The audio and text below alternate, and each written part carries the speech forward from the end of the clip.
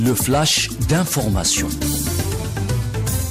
14h GMT sur les ondes d'Ifrica FM. Bienvenue dans ce nouveau point de l'actualité présenté par Sihem Bourazi. Nous commençons par Madagascar où le Conseil d'État malgache annonce que les élections communales et municipales se tiendront plus tard le 31 décembre 2024. Ceci intervient dans une phase de transition politique marquée par l'installation de la nouvelle législature après les élections des membres du bureau permanent et des présidents des commissions. En RDC, un accord de cessez-le-feu a été conclu entre Kinshasa et Kigali et ceci après la tenue de la deuxième réunion ministérielle entre la République démocratique du Congo et la République du Rwanda, tenue sous la médiation de la République d'Angola. Ce cessez-le-feu commencera à partir de dimanche 4 août 2024 selon la présidence angolaise. Dans le dossier sahraoui, l'association des amis de la République arabe sahraoui démocratique RASD a qualifié le soutien de Paris au prétendu plan d'autonomie marocain pour le Sahara occidental d'atteinte aux principes défendus par la France, appelant au respect du droit. L'actualité se poursuit avec l'Algérie où le PDG de la Sonatrach, Rachid Hachichi, a tenu en Italie une réunion de travail avec une délégation de la compagnie américaine des hydrocarbures Baker Hughes, conduite par son PDG Lorenzo Simonelli, en vue de renforcer la coopération entre les deux parties dans le domaine de la fabrication des équipements d'énergie. Au Kenya, les autorités du pays ont annoncé la détection de l'épidémie de variole du singe dans la région de Taita Taveta,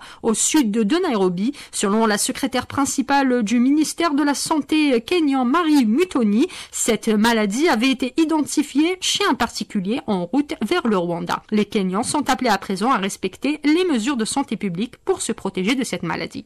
On termine ce flash après sa qualification pour les quarts de finale chez les moins de 66 kg femmes. La boxeuse algérienne Imen Khalif annonce sa satisfaction de sa première victoire olympique. Elle assure qu'elle ne ménagera pas ses efforts pour fournir une médaille à son pays. C'est ainsi que nous arrivons au terme de ce flash. Merci de l'avoir écouté. Retrouvez-moi dans Manjunor pour le round-up de l'information.